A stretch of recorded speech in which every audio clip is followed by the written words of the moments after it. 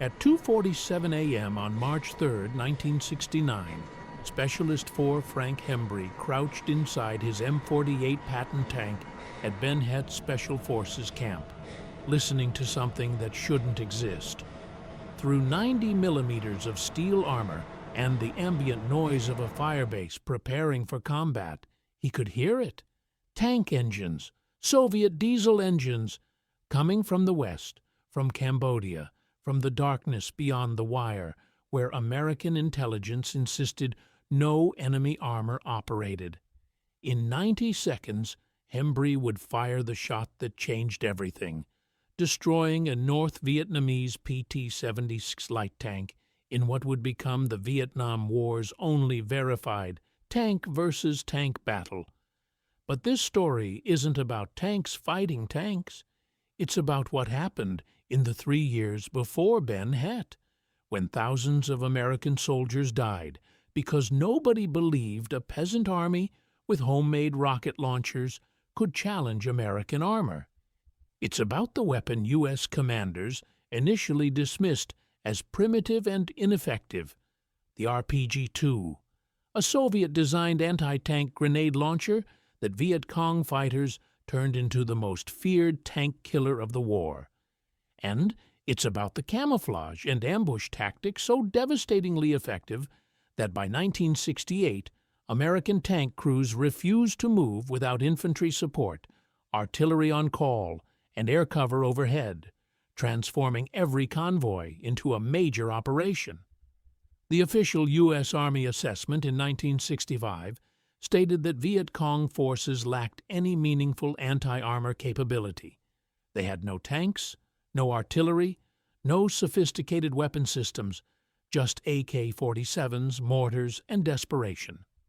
American planners betting on this assessment would watch helplessly as their M48 Patton tanks, M113 armored personnel carriers, and armored cavalry units became death traps, picked apart by an enemy they never saw until it was too late.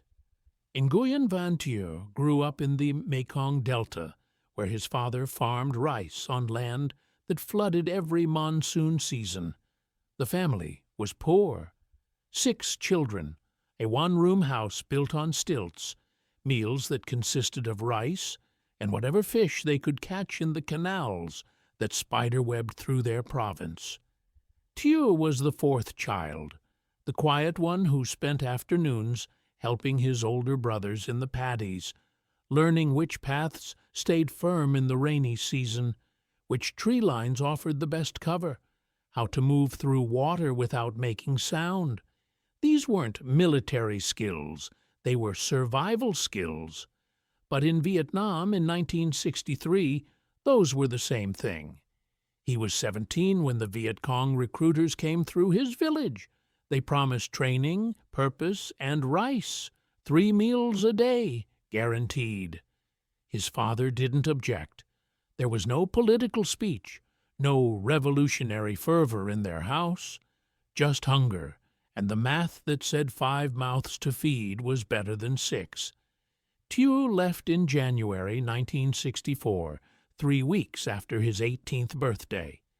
The training camp was 30 kilometers north, hidden in the U Minh forest, where the jungle grew so thick that American aircraft couldn't see the ground. He learned to fire an AK-47 with 20 rounds. He learned to move at night without a flashlight. He learned to dig fighting positions that didn't collapse in the rain.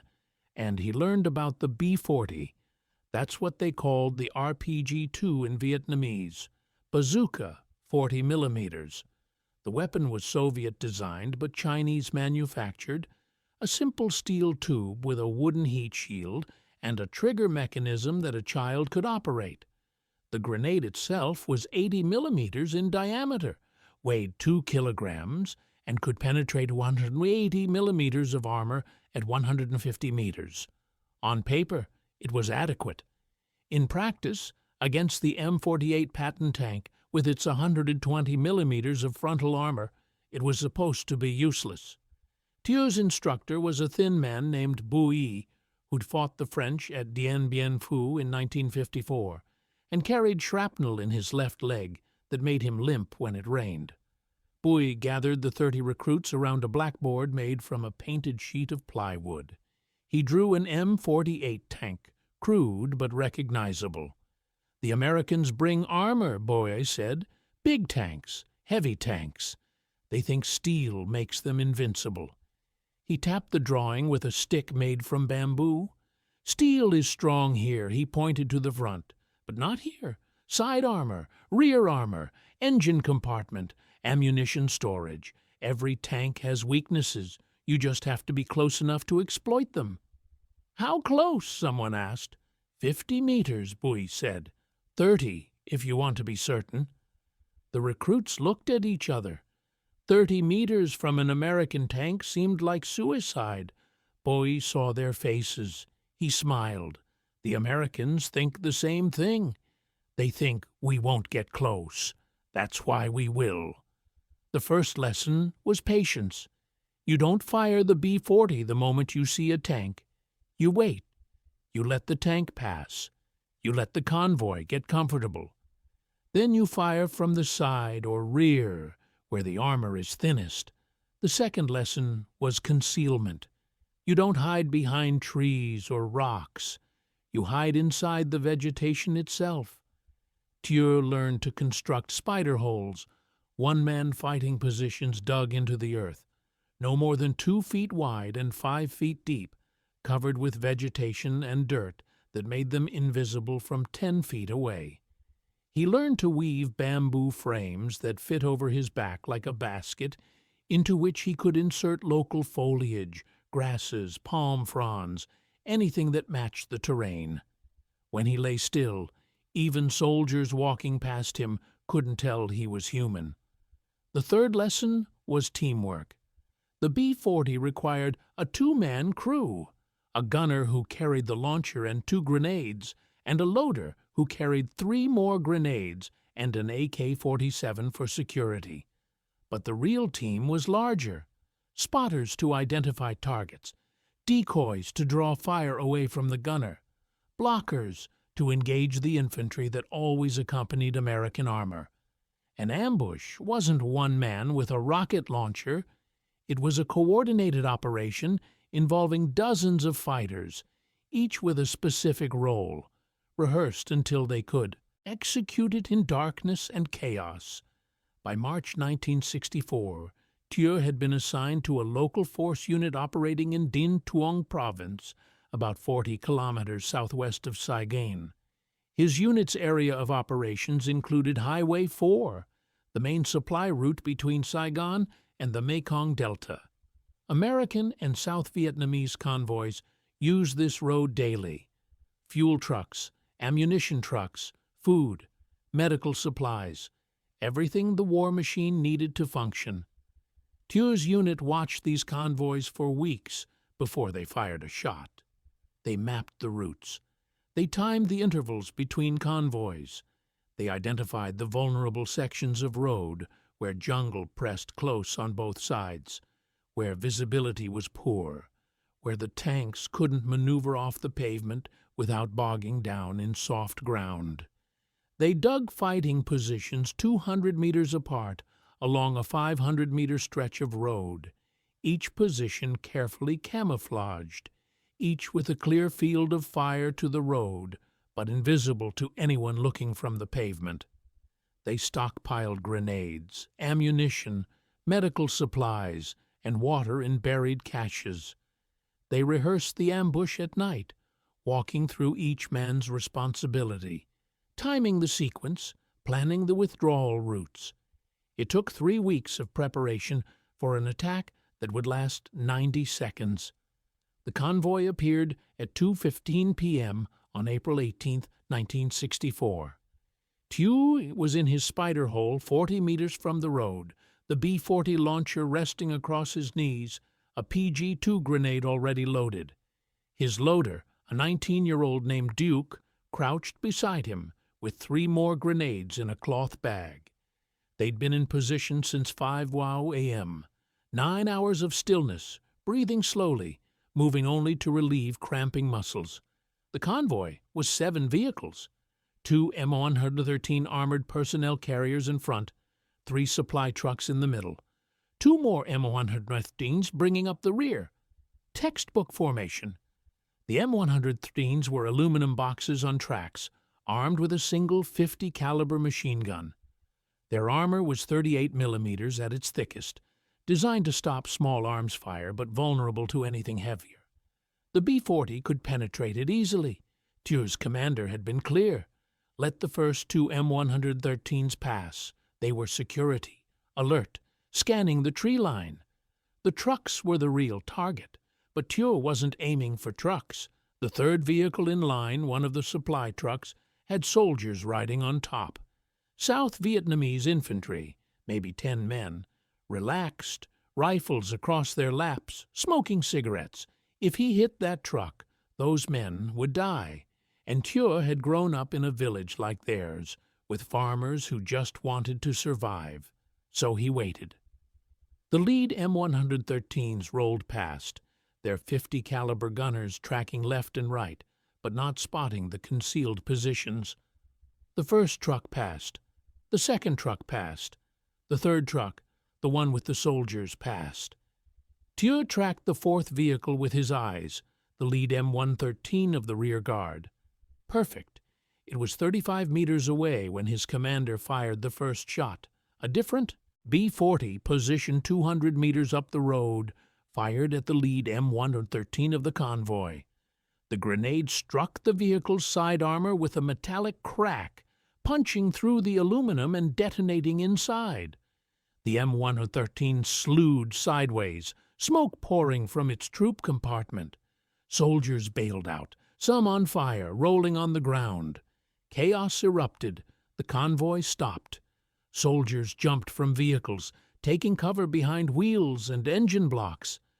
The 50 caliber gunners opened fire, raking the jungle with heavy machine gun fire, but they were firing blind, hosing down vegetation without knowing where the threat was. Thieu rose to a kneeling position, the B-40 on his shoulder, the simple iron sights aligned on the rear M113. He could see the gunner traversing the 50 caliber, searching for targets. Thieu exhaled slowly, his finger tightening on the trigger. The B-40 barked, a sharp crack, and a burst of white smoke. The grenade flew straight, trailing stabilizer fins that deployed mid-flight.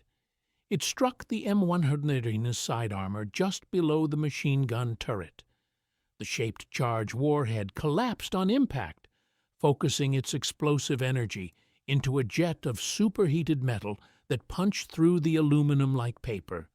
The explosion inside the M113 was instantaneous and catastrophic. Ammunition cooked off. The vehicle became an inferno. No one got out. Duke already had the second grenade ready. Thieu dropped the spent launcher, grabbed the fresh one, brought it up, aimed at the same M113, now burning, now blocking the road. He fired again, hitting the front of the vehicle, ensuring it was completely disabled. The convoy was trapped. The lead M113 was destroyed. The rear M113 was destroyed. 3 trucks and 1 surviving M113 were sandwiched between burning wrecks on a narrow road, with jungle pressing in on both sides. Other B-40 teams opened fire. A truck exploded, fuel igniting in a fireball that rose 30 meters into the air. Soldiers returned fire, but they were shooting at muzzle flashes, at shadows, at nothing. The camouflaged positions were invisible. Thieu's unit held fire discipline. They'd been trained to fire, move, and disappear. By the time the Americans called in artillery support, the Viet Cong fighters were 500 meters away, moving through pre-planned withdrawal routes that led to underground tunnels and river crossings where pursuit was impossible. The official American after-action report for the April 18th ambush listed 2 M113s destroyed, 1 damaged, 11 U.S. and South Vietnamese soldiers killed, 17 wounded. Probable enemy killed, unknown. Probable enemy wounded, unknown. Weapons captured, none. The report concluded that the ambush was conducted by a company-sized Viet Cong unit, possibly 100 fighters, using recoilless rifles and heavy weapons. The mention of RPG-2 launchers was buried in a footnote. American intelligence still didn't consider them a serious threat, but soldiers on the ground knew better. Specialist Michael Brennan was a .50 caliber gunner with the 2nd Battalion, 47th Infantry Regiment, part of the 9th Infantry Division that deployed to the Mekong Delta in 1967. His unit's mission was to secure Highway 4 and the smaller roads that connected rural villages to Saigon. He wrote letters home to his wife in Sacramento. The letters were cheerful, optimistic, carefully censored to avoid worrying her. But in June 1967, after his 5th convoy ambush in 3 weeks, the tone changed. "Today we lost another APC," he wrote. "Same pattern as always. They wait until we're strung out on a narrow road. Then they hit us from both sides. RPGs, that's what we call them. Rocket-propelled grenades. The Vietnamese make them, the Soviets design them, and they're everywhere. You can't see the guys firing them. They're in holes, in bushes, in trees. They fire one shot and disappear. By the time we return fire, they're gone. We call in artillery and air strikes, and we blow up a lot of jungle, but we never find bodies, never find weapons, just empty holes and trails leading into the swamps. 3 guys in my platoon are dead, 7 more wounded, and we haven't seen the enemy, not once. We see the smoke from their rockets, we see our vehicles burn, but we never see them. The Viet Cong were refining their tactics. They learned that American tanks and APCs moved in predictable patterns. Convoys traveled at predictable times. Security elements scanned the immediate tree line, but rarely checked spider holes or concealed positions in the undergrowth. American doctrine emphasized firepower and mobility, speed and shock. The Viet Cong countered with patience and invisibility. They would watch a convoy route for days, noting every detail. The spacing between vehicles, the reaction time of the gunners, the radio procedures, the likely response to contact. They identified the kill zone, the section of road where vehicles would bunch up if the lead element was hit. They pre-positioned withdrawal routes, medical stations, ammunition caches, even graves for their own dead. An ambush wasn't a spontaneous attack. It was a scripted operation with contingencies for every possible American response.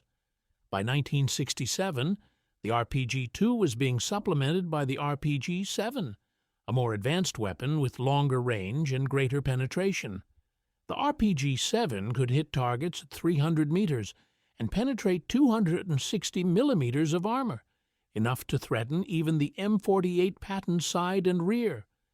The Chinese were producing both weapons in vast quantities, shipping them down the Ho Chi Minh Trail along with AK-47 mortars and ammunition. Local Viet Cong units in South Vietnam were also manufacturing crude copies of the RPG-2 called the B-50, using scavenged materials and hand tools. These homemade launchers were less reliable, prone to misfires, and dangerous to the operator. But they worked, and in a war where every weapon mattered, even a 50% reliable rocket launcher was better than none. The psychological impact of the RPG was as devastating as its physical impact. American tankers and APC crews knew that their vehicles offered protection against small arms fire, shrapnel, and even some artillery. But RPGs could kill them instantly, punching through armor and incinerating everyone inside. Worse, the attacks came without warning. There was no telltale sound of incoming artillery, no engine noise of an approaching enemy tank. Just a sudden crack, a flash, and an explosion that turned a 50-ton tank into a tomb. Sergeant William Kowalski, a tank commander with the 1st Battalion, 69th Armor Regiment, survived 3 RPG hits in 2 months. His tank was disabled twice, repaired, and sent back into service. The third time, he was inside when the grenade hit. The tank's fuel caught fire. Kowalski suffered third-degree burns over 60% of his body. He was evacuated to Japan, then to the United States, where he spent 8 months in a burn unit. In a letter to his parents from the hospital, he wrote, "We called them ghost rockets. You never saw them coming. You'd be rolling down a road, everything quiet, and then boom, you're on fire. The VC would be 50 feet away, hiding in a hole you drove right past. After you got hit, you'd search the area and find nothing. Just a hole in the ground and some brass casings. They'd be gone. Into the jungle, into a tunnel, into a river. Gone." American commanders recognized the problem, but struggled to find solutions. The standard response to an RPG ambush was overwhelming firepower. Artillery strikes, air strikes, napalm. They would saturate the area where the attack originated, destroying everything within a 500-meter radius. But this rarely killed the attackers, who had already withdrawn to prepared positions outside the blast zone, and it couldn't prevent the next ambush, which would occur on a different road at a different time, using different positions. The Viet Cong weren't defending territory. They were attacking logistics. Every destroyed vehicle, every killed soldier, every convoy that had to turn back was a victory. They didn't need to win battles. They needed to make movement costly, dangerous, and psychologically exhausting. Innovative American units began developing counter-tactics. Tank crews started carrying extra sandbags, piling them on the top and sides of their vehicles to defeat shaped charges by detonating them prematurely. It worked sometimes, but sandbags added weight, reduced mobility, and blocked visibility. Convoy tactics changed. Vehicles increased spacing to prevent multiple hits from a single ambush. Infantry squads dismounted and swept the roadsides before tanks passed, searching for spider holes and concealed positions. But this slowed convoys to a crawl and required enormous manpower. A convoy that used to take 2 hours now took 6, and the infantry sweeping the roadsides became targets themselves for snipers and booby traps. Some units adopted a strategy called reconnaissance by fire, where tanks and APCs would fire their weapons continuously as they moved, raking both sides of the road with machine gun fire and high-explosive rounds. The theory was that this would suppress any hidden enemy or detonate mines and booby traps prematurely. In practice, it wasted ammunition, exhausted crews, and rarely prevented ambushes. The Viet Cong simply waited until the firing stopped, or positioned themselves outside the beaten zone, or accepted casualties as the price of their attack. The Battle of Minh Thanh Road on July 9, 1966, illustrated the sophistication of Viet Cong ambush tactics. A convoy from the 1st Infantry Division was moving along Route 2 Aoudouab, a secondary road that branched off Highway 13 in Binh Long Province. The convoy consisted of 2 troops from the 1st Squadron, 4th Cavalry Regiment, approximately 30 vehicles, including M48 tanks, M113 APCs, and supply trucks. American intelligence had identified a Viet Cong regimental headquarters in the area, and the convoy was bait. The plan, devised by Colonel Sidney Berry, was to lure the Viet Cong into attacking a seemingly vulnerable target, then destroy them with a massive reaction force consisting of 3 infantry battalions, artillery, and air support. The Viet Cong took the bait, but not in the way American planners expected. At 11 a.m., lead units detected an L-shaped ambush along the road. At 11:10 a.m., the Viet Cong opened fire with automatic weapons, mortars, recoilless rifles, and RPG-2 launchers. They weren't trying to destroy the entire convoy. They targeted the lead and rear vehicles, trapping the column on a narrow road. The tanks and M113s deployed into a herringbone formation, a defensive posture where vehicles angled off the road to bring maximum firepower to bear on the ambush site. Airstrikes, artillery, and helicopter gunships arrived within minutes. 2 platoons from Troop B reinforced Troop C. The 2nd Battalion, 2nd Infantry, and the 1st Battalion, 18th Infantry, deployed to the north to block the Viet Cong withdrawal. But most of the attacking force escaped.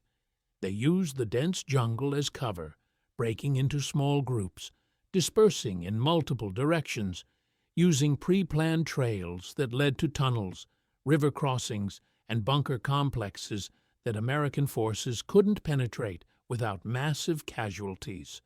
By 12:30 p.m., the Viet Cong began withdrawing. By 1:30 p.m., aerial reconnaissance spotted a large Viet Cong force moving northwest, and the 1st Battalion, 28th Infantry, was deployed by helicopter to engage them. The battle continued sporadically throughout the afternoon, but the Viet Cong had achieved their objective. They destroyed several vehicles, inflicted casualties, and escaped.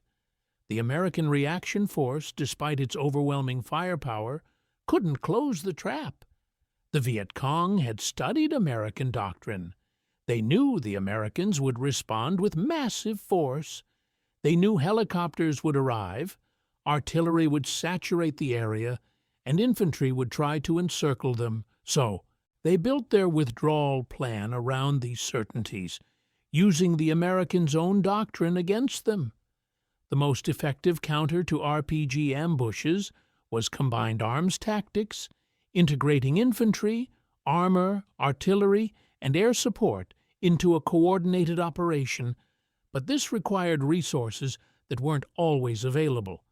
In 1967, the United States had approximately 485,000 troops in Vietnam spread across the entire country. The Viet Cong and North Vietnamese Army had an estimated 300,000 fighters, plus millions of civilian sympathizers who provided intelligence, supplies, and safe havens. The Americans had technological superiority, but the Viet Cong had terrain knowledge, local support, and the strategic advantage of choosing when and where to fight. Every convoy, every patrol, every operation had to assume ambush was imminent. This created a level of stress and exhaustion that degraded combat effectiveness over time. Soldiers became paranoid, shooting at shadows, calling in airstrikes on farmers, alienating the civilian population that the war was supposedly defending. Tank crews developed their own survival strategies, many of which violated official doctrine. Some tanks carried extra crew members, soldiers who rode on the exterior of the vehicle, acting as lookouts and extra firepower. This was forbidden by regulations because external riders were vulnerable to small arms fire and shrapnel, but it increased situational awareness and provided more eyes scanning for threats. Some crews welded additional armor plates to their tanks, scavenged from destroyed vehicles, or fabricated in maintenance depots. These modifications added weight, strained engines, and violated Army regulations, but they saved lives. Some crews carried chainsaws, cutting down trees and vegetation along convoy routes to eliminate concealment. This was time-consuming and exhausting, but it reduced ambush sites. Some units adopted aggressive patrolling, sending small teams into the jungle at night to locate and destroy Viet Cong positions before they could be used. This was dangerous, often resulting in friendly fire incidents, but it disrupted enemy planning. By 1968, American tank and APC losses to RPG attacks had reached a critical level. The U.S. Army had lost 123 M48 tanks as non-repairable combat losses during the war, with hundreds more damaged and repaired. The M113 APC losses were even higher, with over 1,000 destroyed or severely damaged. Many of these losses were due to mines and RPGs, not to enemy armor or artillery. The Viet Cong and North Vietnamese Army had demonstrated that a peasant army with simple weapons could challenge American technological superiority, not by winning battles, but by making the cost of operations unbearable. The Tet Offensive in January-February 1968 revealed the full scope of the threat. During the coordinated attacks on South Vietnamese cities and American bases, Viet Cong units emerged from hiding and engaged in direct combat, often in urban environments where American armor was particularly vulnerable.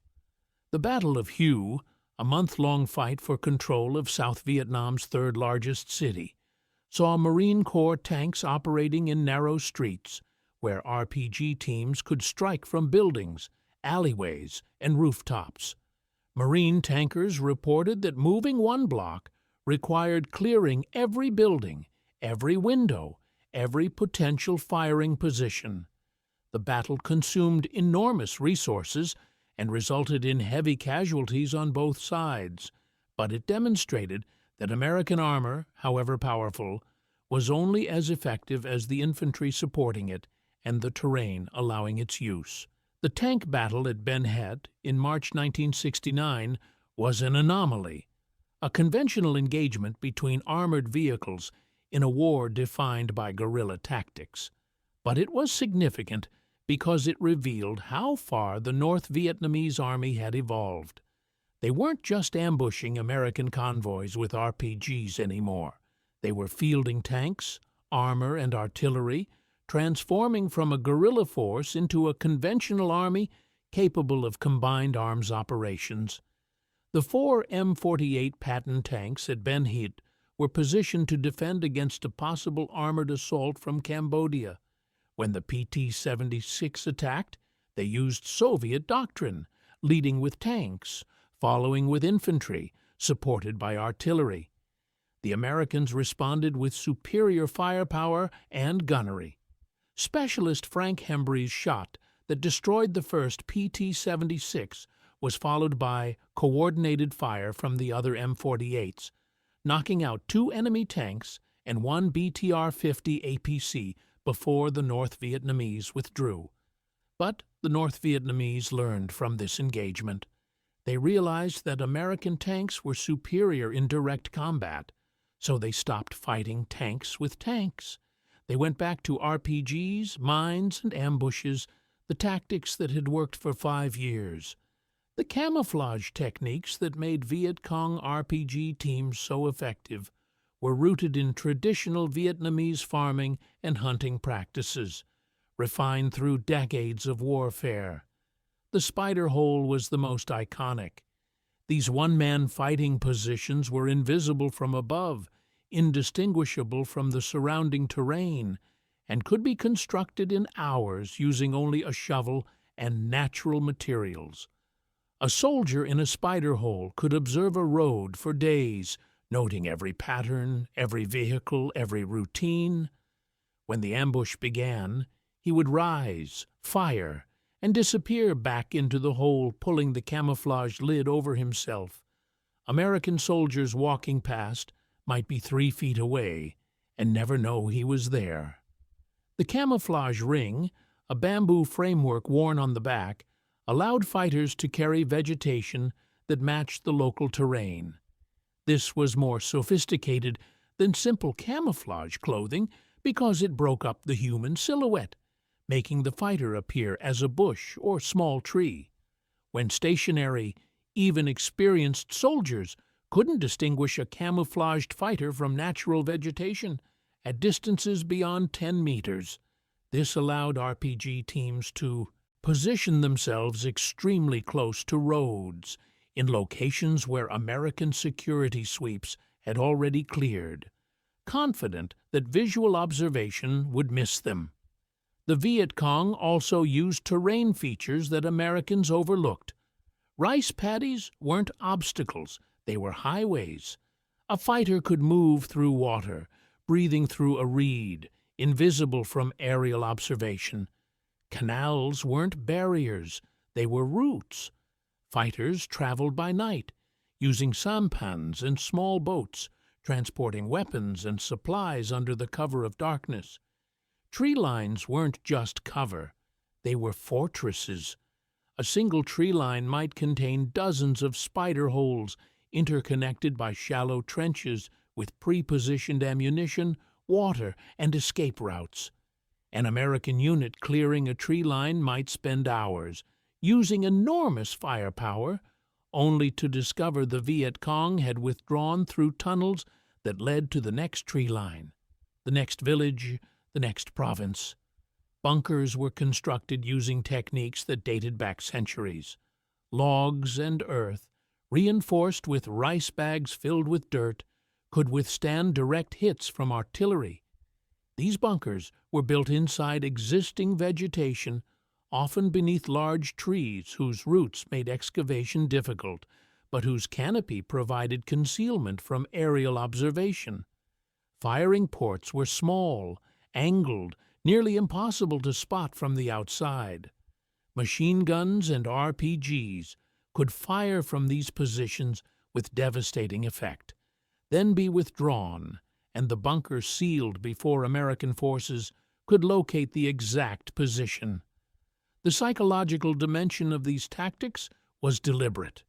The Viet Cong wanted American soldiers to feel watched, vulnerable, paranoid. They wanted every tree, every bush, every shadow to be a potential threat. They wanted American units to expend enormous resources searching for an enemy that seemed to vanish and reappear at will.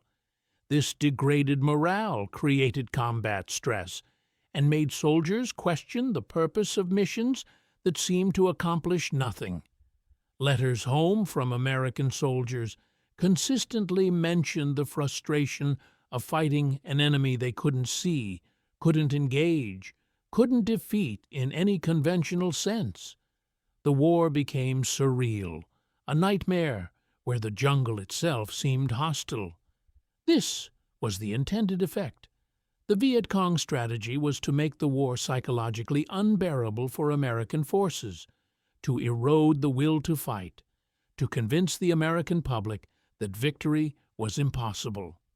By 1969, the United States had begun withdrawing troops from Vietnam, implementing Vietnamization, the policy of transferring combat responsibility to South Vietnamese forces. American tank and APC units were among the first to redeploy, their equipment turned over to the Army of the Republic of Vietnam. The ARVN inherited the vehicles, the tactics, and the problems that American forces had faced. They also inherited a weakened position.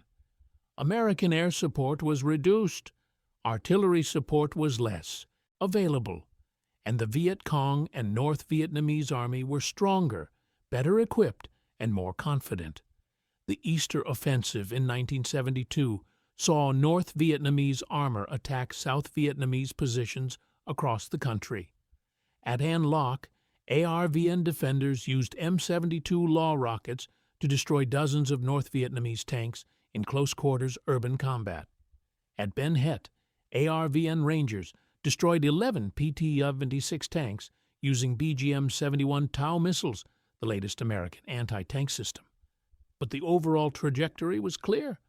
The North Vietnamese were transitioning from guerrilla warfare to conventional operations, massing armor and artillery, conducting set-piece battles, overwhelming South Vietnamese defenses through sheer firepower and numbers. The RPG remained a critical weapon throughout this transition, still used for ambushes, still devastating against isolated vehicles, still a reminder that even the most advanced armor was vulnerable to a determined enemy with simple weapons and sound tactics. Nguyen Van Thieu survived the war. He was wounded twice, once in 1967 by artillery shrapnel, once in 1970 by an American helicopter gunship that mistook his unit for enemy fighters. He spent the last year of the war as an instructor, teaching new recruits the same lessons Boy had taught him in 1964. Patience, concealment, teamwork. After the war ended in 1975, Thieu returned to his village in the Mekong Delta. His father had died in 1972. His mother and younger siblings had fled to Saigon during the Tet Offensive and never returned. The village was mostly empty, populated by old people and young children. The rice paddies had been bombed so many times that craters pockmarked the landscape, creating ponds that filled with water every monsoon. Thieu farmed what he could, growing rice on land that required constant drainage, fishing in canals that still contained unexploded ordnance. He married a woman from a neighboring village, a widow whose husband had died fighting for the South. They had 3 children. He never talked about the war. When asked, he would say he did his duty and survived. Once a year, on April 18th, he would walk to the spot where he'd fired his first B-40 shot in 1964. The road was still there, paved now, smooth, carrying trucks and motorcycles. The jungle had been cleared, replaced by farmland and houses. Nothing remained of the ambush site except his memory of it and the certainty that 10 men had died there because he was good at his job. Frank Hembree returned to the United States in September 1969, 4 months after the battle at Ben Hiet. He was awarded the Bronze Star for valor, a commendation that recognized his actions during the tank battle. He didn't feel like a hero. He'd fired 2 shots at a target he could barely see, hitting it because he was trained well and because luck favored him that night.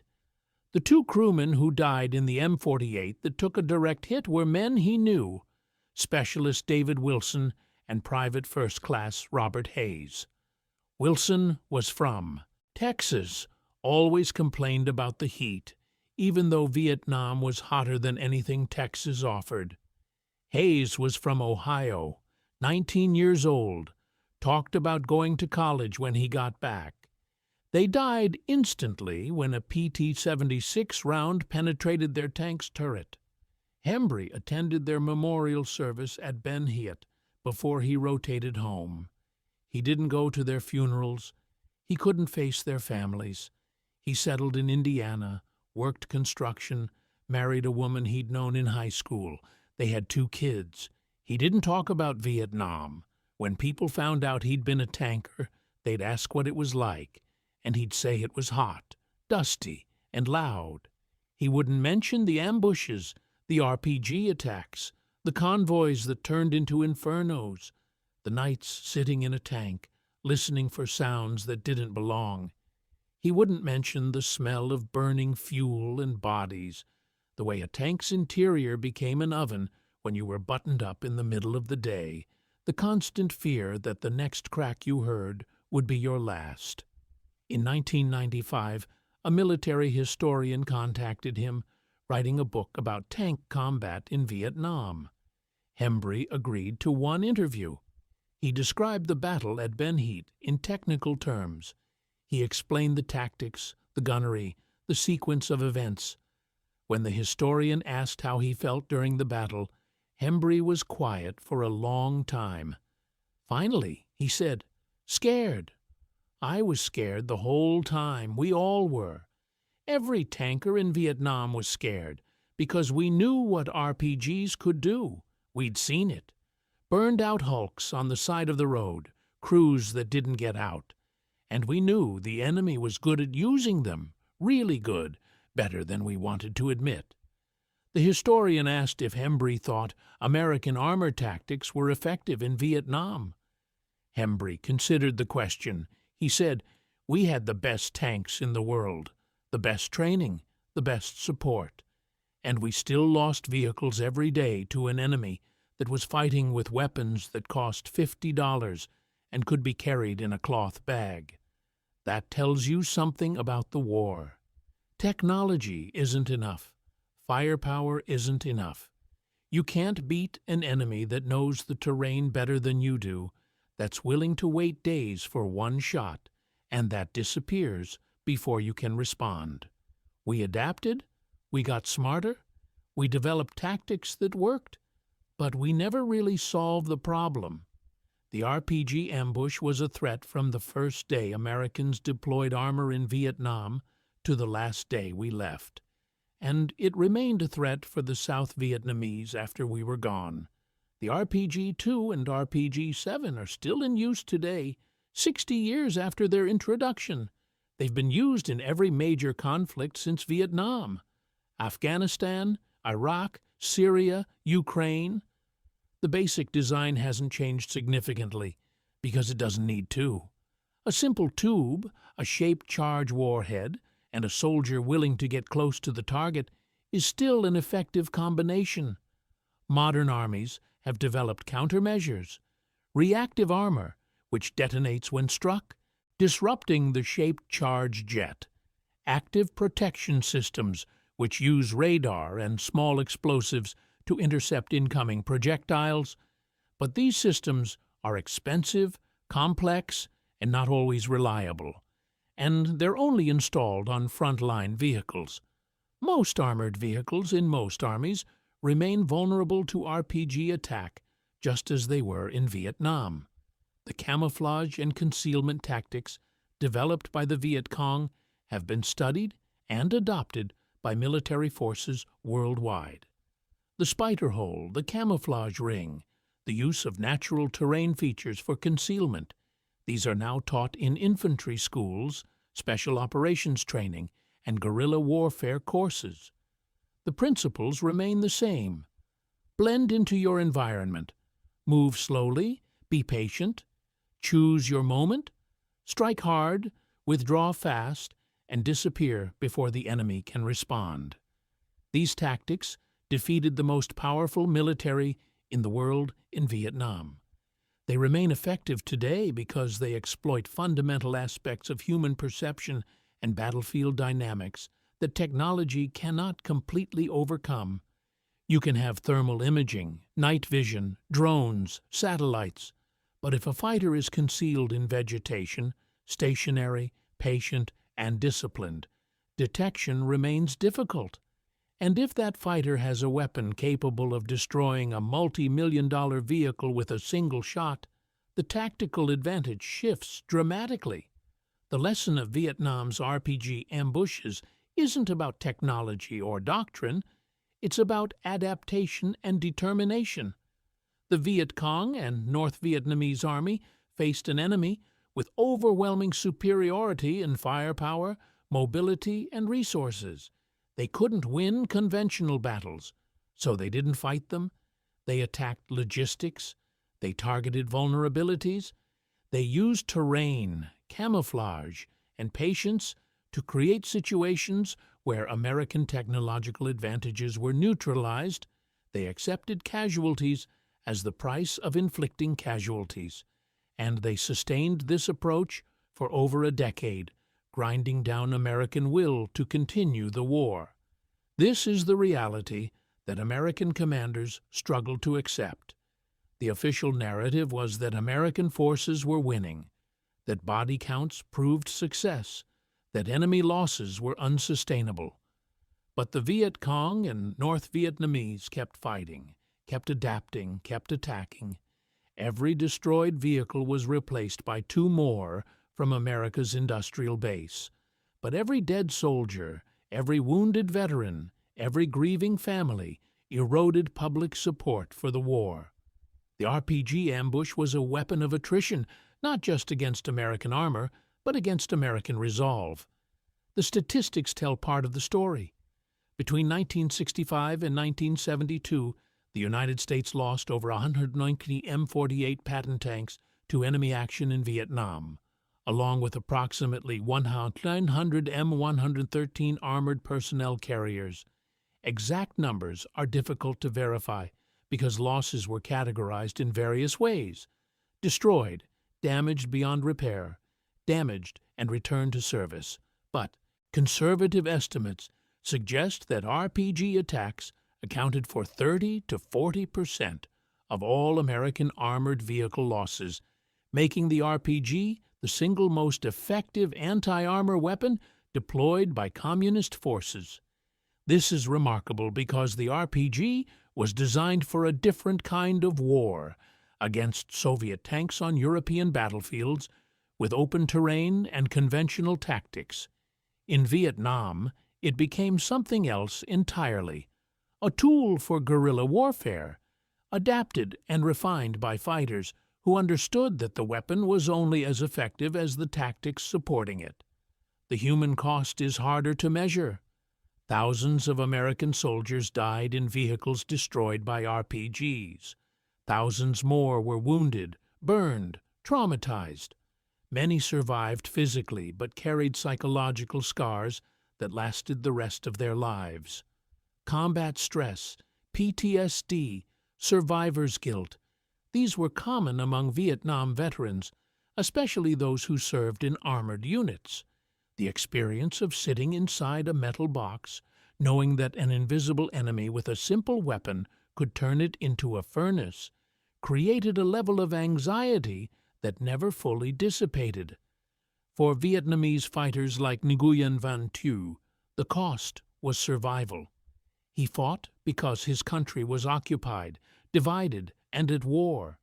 He used the RPG because it was effective, because it allowed him to strike at an enemy that was otherwise untouchable, because it was the best tool available for the job he was ordered to do.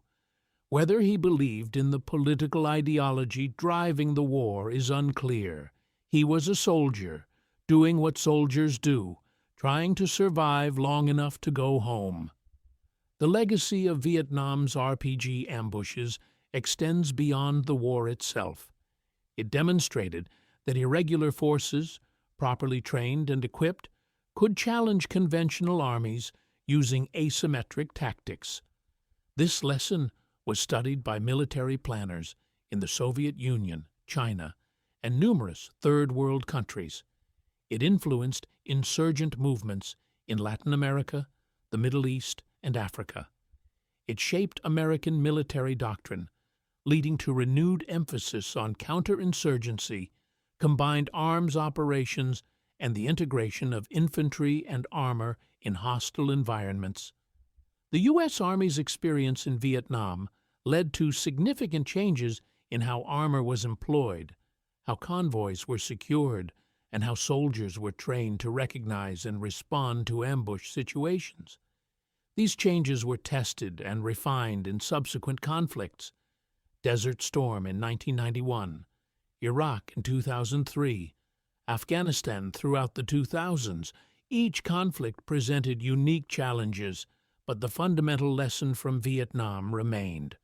Armor without infantry support, without air cover, without proper reconnaissance, is vulnerable, and an enemy willing to accept casualties, to use terrain and camouflage effectively, and to strike at moments of maximum vulnerability can inflict disproportionate damage. Specialist Michael Brennan, the .50 caliber gunner who wrote letters home, describing the frustration of fighting a Mai Cha, invisible enemy, died in August 1967. His APC was hit by an RPG during a convoy ambush on Highway 4, about 30 kilometers south of Saigon. The grenade penetrated the vehicle's side armor and detonated inside the troop compartment. Brennan was killed instantly, along with 4 other soldiers. The Viet Cong fighters who conducted the ambush withdrew before American reinforcements arrived.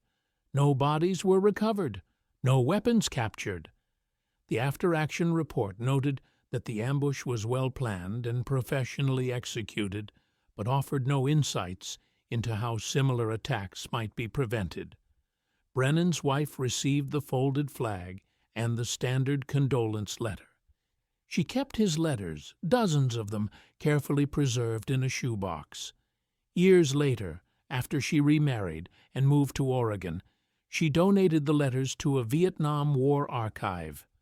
Researchers studying soldier morale and combat stress found them valuable because Brennan had been honest about his fear, his frustration, and his growing certainty that the war was unwinnable. His final letter, written 3 days before he died, ended with a sentence that summarized the experience of many soldiers in Vietnam. "We're brave, we're well-trained, and we're fighting hard. But we're fighting an enemy that doesn't fight the way we do, on ground that favors them, and I don't know if we can win this."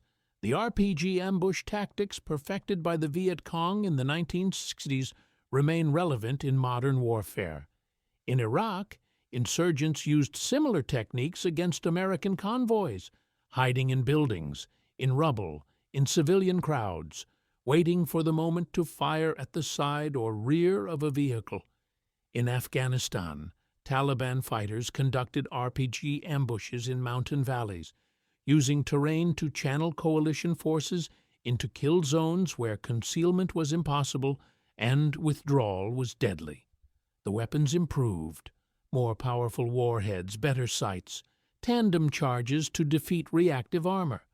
But the tactics remained fundamentally the same: concealment, patience, close range, escape.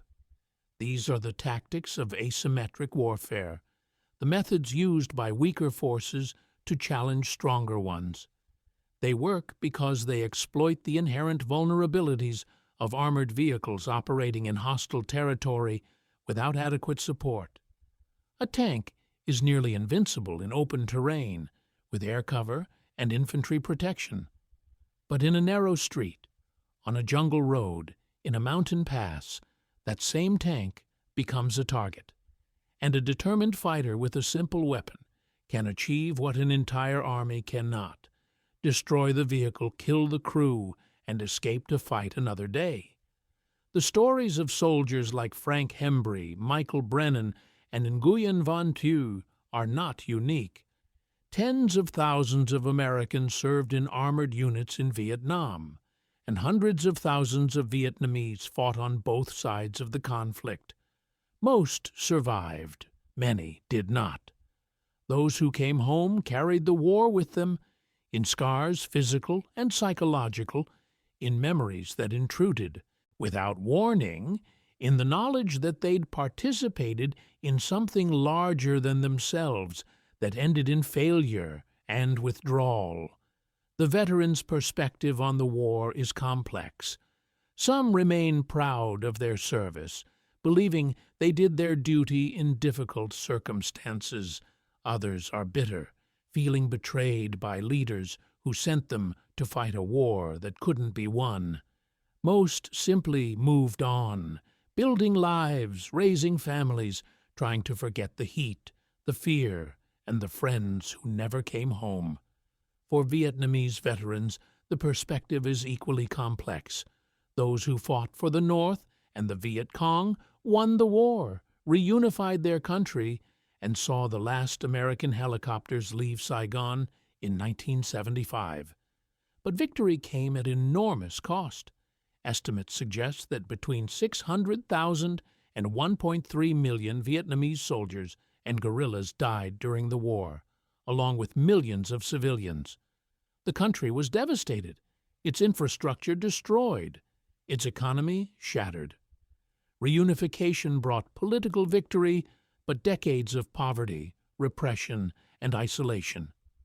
Many Vietnamese veterans like Nguyen Van Thieu returned to villages that no longer existed, families that were scattered or dead, and lives that had to be rebuilt from nothing. The weapons they used, including the RPG, were tools for survival and victory.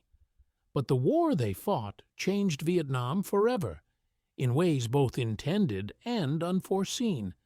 The camouflaged RPG positions, the spider holes, the ambush tactics that killed so many American soldiers are now part of military history, studied in war colleges, analyzed in tactical manuals, preserved in museums and memorials.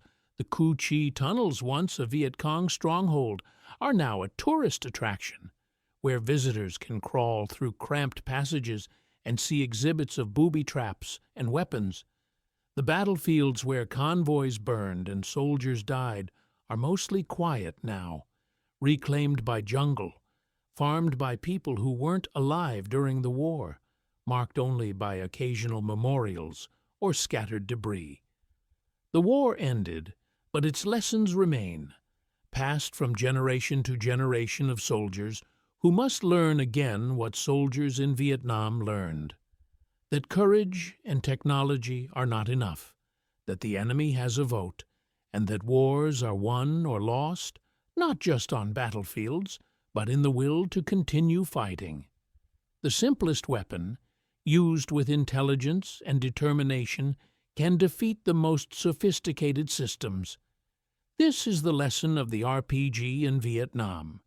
It's not a lesson about specific tactics or technologies. It's a lesson about the nature of war itself, about adaptation, about the human factor that no amount of planning or resources can eliminate. The American military in Vietnam had everything except the one thing that mattered most: an understanding of the enemy's strengths and a willingness to fight the war the enemy was actually fighting, rather than the war American doctrine wanted to fight. By the time this understanding emerged, it was too late. The war was lost, not on any battlefield, but in the accumulated cost of operations like the one where Michael Brennan died, where Nguyen Van Thieu fought, where Frank Hembree survived, each moment a small piece of a larger failure that no amount of firepower could overcome. The RPG didn't win the war for North Vietnam, but it was one of many tools that made the cost of continuing the war unbearable for the United States. And in a war of attrition, where victory is measured not in territory held, but in will to continue, that was enough.